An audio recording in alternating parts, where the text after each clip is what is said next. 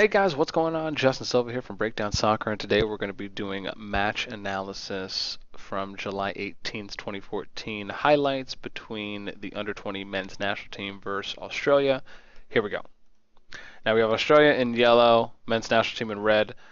Didn't see the through ball. Australia ends up taking too big of a touch, and let's just play this again as we usually do, play this a few times, and we'll start it from the 20-second mark because that's exactly where it starts. So right here, let's take a look at what's happening. Now, first and foremost, right, not a lot of communication going on here because from the depth of the D line, you can tell this guy is clearly more in line with, give or take a little bit, the Australian attacker, and then this guy is obviously here in front. I mean, clearly that's probably about, I don't know, 2-3 yards, give or take.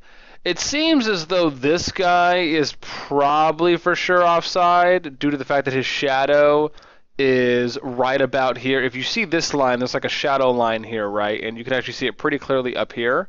So if you look at his line and where he's at, he's probably about there, so to speak, which is, again, then you can look at where positioning is and say, okay, hey, it looks like there's another line about here, so to speak. And this guy looks like he's about on the edge or pretty much there. So not really too sure why this wasn't offside. But aside from that, when we're just looking at the defense purely here from the men's national team, again, this guy should always be the farthest back or at least right behind the player so that way his chest is facing his opponent. Right, one of the things we always talk about, you always hear me explain, if you are on this side, half of the field, right, and that's where the ball is being played to, that's where your chest should be facing, right? Now, his body, the men's national team defender right here, his body is really kind of almost faced towards here, so to speak. He needs to be facing this way while running sideways, right? Because again, by doing so, he's turning his body in line of sight more so to where the ball is. But his positioning should have been right behind and then a little in front of the Australian attacker here. And I'm just not sure why this didn't happen, whether it wasn't communication going on from the men's national team or the structure in their formation wasn't set like that, because it's either something maybe they just haven't practiced, or I'm not really too sure. But again, this just seems like something that an improvement that definitely can be made for the future. Call out could have been made from this guy early on too as well. And again, these are highlights, so you're not really seeing the entirety of the play develop, which is a bit unfortunate, but we are getting a good gist of what the halfway to end result is. Now this player, and then, well, I guess we can go ahead and play it here. So he kind of looks back. They get kind of looking and split, and then and this was just fortunate because the Australian player ended up just taking too big of a touch there, and then of course good job there from. And I want to talk about something real quick because this is interesting, and I always talk about this in some of my other ones. Now watch what the Australian player does here, right? Right as he makes that touch, look how far the ball is away from his body, right? And then watch how far the ball goes before he touches it again. Right, which is something that I love talking about. Okay, so he touches it right here. He touches it right there. Okay, so he's about a line and a half in front of the goal line. Okay, so bam, and then he ends up touching it again here. So he touches it once here and then once about here. Look how far apart that is, right? And this is one of the reasons why, as you'll hear me talk about over and over, you always, if you're going to attack the ball as a defender, always attack the ball the moment your opponent makes the initial touch. Because the moment he makes that touch to push the ball away from him, that will always be the farthest distance the ball will ever be away from the player, which is always going to be your best window of opportunity to try and get the ball back as a defender. So let's play, we'll move on. Okay, so now we have the men's national team attacking from the side. Let's see what ends up happening and how it develops here. He comes up, ball gets deflected outwards, and you have a decent header coming. Okay, so let's go back and see the play develop a little bit. Okay, so now right here in this situation, right, notice how you have a numerous amount of space right here. And the potential for, let's say there's a guy coming back here. You have an easy 1. This guy drops off, or even someone comes up from the back. That would have been an opportunity 2 as well. So first and foremost, the play I like here is not forcing it inwards. But then again, you could almost, argue that, hey, it's a one-on-one between these guys, so why not take a chance? I do believe the higher percentage play here in this situation would be to do a quick pass here and then inwards to all this space, or try and get the ball here into space. Now, whether you do it that way, whether you have this guy draw and this guy fall back, right? Because if this guy comes up here, he might pull this guy along with him. And by doing that, now you have a potential split opportunity right here. So let's say this guy goes here, this guy follows, that guy goes as well. This guy starts dropping off, and then this guy maybe comes inward. Now all of a sudden you have this space because now you're pulling defenders in with you. This guy comes, and then he plays a through ball right here. I mean, to be honest, that just seems money to me. But aside from that, again, these are just higher percentage plays that seemed as though they could work a little bit better instead of going for the forceful cross ball in. And then even there, not a bad idea, because it seems as though the player did realize that the goalie was out. So possibly could have taken a little bit of time, maybe a little extra time, but again, nevertheless, still a good opportunity and good instincts to realize that there was an opportunity there for the ball. So seems like a little bit too much. Ooh, man, potential shot there from the Australian, but a little bit too much jittery feet, as I would say. Okay, so let's go and watch this develop now. Okay, so you have number 2 over here. Now I want to point this out, right? Let's say a long cross is thrown in around here. This guy, easy space because you have all this open right here. So again, as you're always going to hear me say, this guy, he is on this half of the field, which is where this yellow player is. So number 2 needs to be right here, in front of him, on the inside, right? That's what needs to happen while he's watching the ball from, while he's watching the ball from that side. Again, you could even argue that he could be, and now the reason I wouldn't want him on the outside and then in front of this player is because then you leave him open for the through ball. If you cut off the through ball, you're taking the low percentage opportunity, which is a cross in. So let's go ahead and watch this develop a bit. So here we go. Through ball's coming right now. In this situation, I want to point out what should have happened. This is exactly the problem with running a zone or issues that will come up, is because now look what's happened. It's instantly turned into a 3v2 because you're sticking to a zone, right? Now, the center back has to be the one who's looking around and telling you who to mark, right? There has to be in real-time communication happening before, throughout, and after the play is occurring. Right now, after meaning more so, if you're going to counterattack and things of that nature. But again, let's look at what we're seeing. First off, number 4 should have picked this guy up. This guy should have picked that guy up. This guy should have picked that guy up. And then number 5 should have been floating. Right? That's how it should have been. Or option 2, this guy could have followed. This guy could have came in for support. This guy picks up this guy. Bam, right there. Okay? And then this guy could have either picked up him or that guy picked up him. Right? But that's how it should have happened. Right? Notice what doesn't happen. Still 3-on-2, right? Look where everyone is. You have 4 defenders all in the same area. Of course, albeit the one defender who was guarding the Australian player, you had 3 other people come closing in to have 4 people literally within, a 10-meter radius? Craziness, some would say. But also, look at what has happened, right? Look at what was created from what they did on defense. You pretty much have these guys all over here by themselves, and then you have a 3-on-2 situation happening in front of your goal in, the main area of what's happening there, or the main area there for your side of the field where the ball would potentially be scored on you. So again, realizing that there needs to be communication, and just based off this play, it seems to me that there is either a extreme lack of communication, or option 2, they don't know how to communicate to each other in those situations because they're not lifting their head up to look at who's around them, possibly. I mean, it's got to be something in that area or the other, because there should be no reason why that situation should happen on any form of a consistent basis. So, okay, here we go. So we got a free kick coming in for number 10. Warms up the feet. Ooh! That crossbar, though.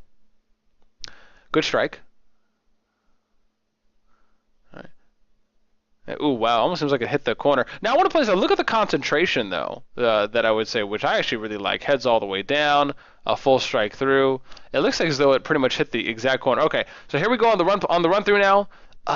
Potential through ball could have been played. Ends up goes for the shot, hits the crossbar. Unfortunate, but a good strike nonetheless. Okay, so let's go back and see how the play developed. Here we go.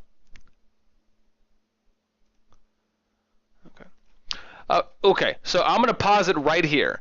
Now, in this situation, I would have liked for either two things to happen here, right? One, he comes this way, lays the ball off, and then he goes for like an overlap run, and then this guy ends up feeding him the ball.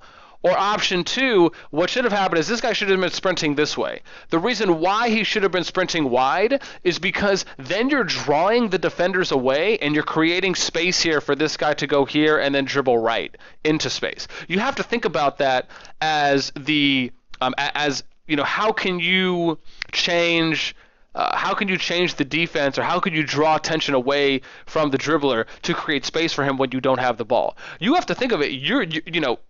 You are a player on the team who could potentially have the ball passed to him. They're going to mark you, and they're going to move with you the way you move, even if it is indirectly or subconsciously. So in this situation, and a lot of times, and oh man, I wish I just need to like strap a GoPro or even just record myself doing a lot of these things, because one of the things I like to do a lot, which is exactly what this guy could have been doing, which is, again, going wide here and then potentially looking for the through ball. He's drawing this guy away and potentially this guy away by doing that, which is not only allowing for a 1v1 to happen, but again, it is creating the space, or potentially going to create the space this way. And that's what I would have liked to see, because then it just opens up more options, right? Okay, so here we go. We'll play. Instead, notice how nothing happens. I just want to point this out. Notice how nothing happens, and he ends up just having to, use a little bit of speed and then take a shot himself, right? And then ball goes in, hits the crossbar, and it seems like it seems to me like one of the things that in soccer they don't really do as much as you would see like in basketball would be follow-ups, right, or a follow-through, a box out, rebound, offensive boards, offensive rebounds, or offensive board opportunities, right, where they're always, even after a shot goes up, right, you always see your center or one or two players hanging around just to see if they can get an offensive rebound. And that seems as though something, if you're already that close, why not have your striker be a little farther inside the box, just in case? I mean, you never know. Obviously, wild scenario that happened, and you could even argue, okay, well, hey, what's the point? Who knows if it was going to go out, hit the bar? I don't know. It just seems like one of those things that is kind of, just a very end of the line safety kind of hazard that could potentially happen. Ends up getting around, plays the through ball and the shot in.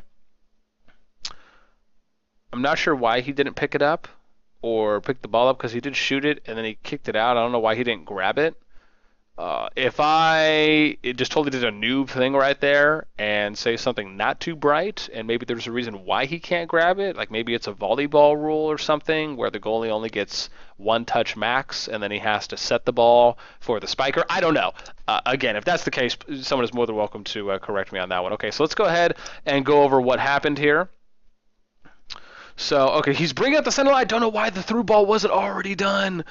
Great opportunity right here. Okay, so here we go. I'm going to pause it. This is what I'm talking about. Notice the head position here from the player. Look how he's looking down at the ground, right? If you see his head position, it's tilted forward a little bit, and he's looking down. You have an excellent through ball opportunity right here to your player. I mean, there's an... Oh, wait, hang on. Where's my straight line tool? So, easy straight ball here.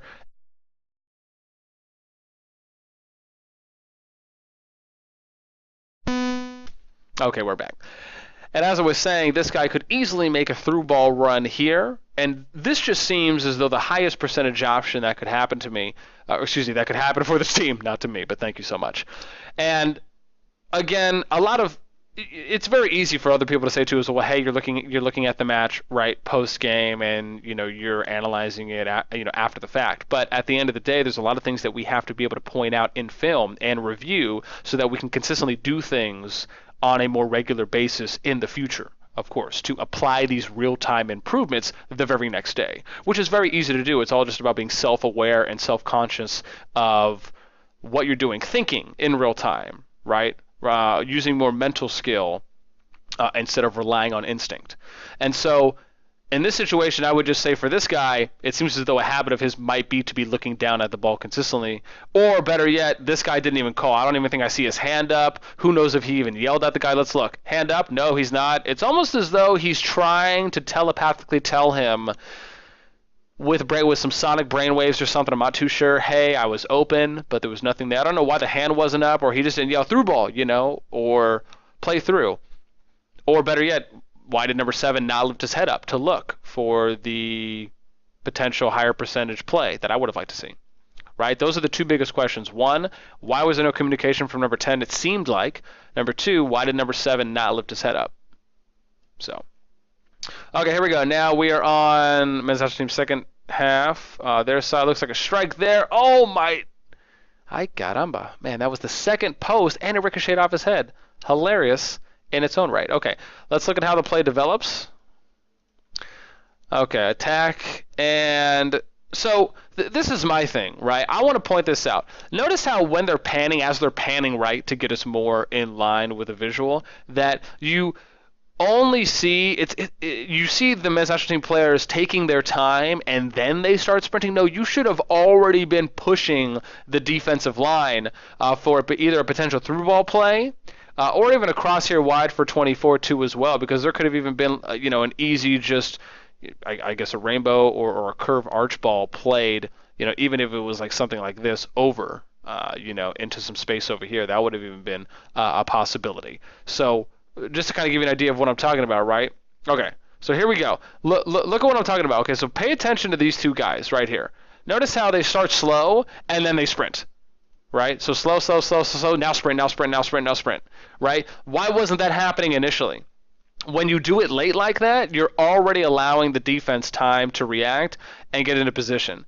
I would also like to point this out, that this guy could have ran around this guy like this, or even on the inside for potential play. Number 7, he should have been pushing out wide sooner and then ran trying to make a route over towards this area, right? Because again, then he's drawing and pulling defenders away. Now, let's look at how the Australian defense reacts when he does make that run, even though, albeit it was a little bit late.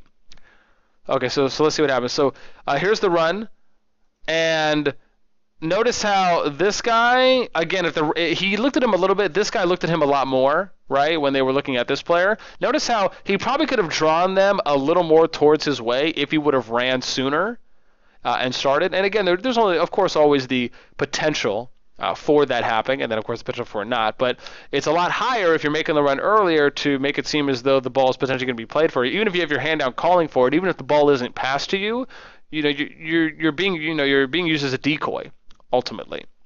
So, anyways, it just seems like, again, even though the shot wasn't bad, it was a solid strike easily. There's always room for, of course, always room for growth and improvement. So here we go. The turnaround. Oh man, he ends up bringing it. Oy! Ay caramba. That was intense.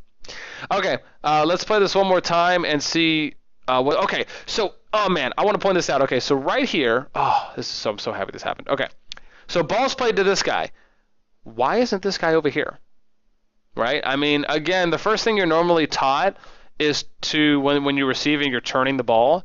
He's probably not going to turn it this way. He's more likely to turn it this way. So in that situation, I don't know why this guy didn't run this way to draw this defender, which would, again, open up a little bit of space here. Not sure why this guy isn't running.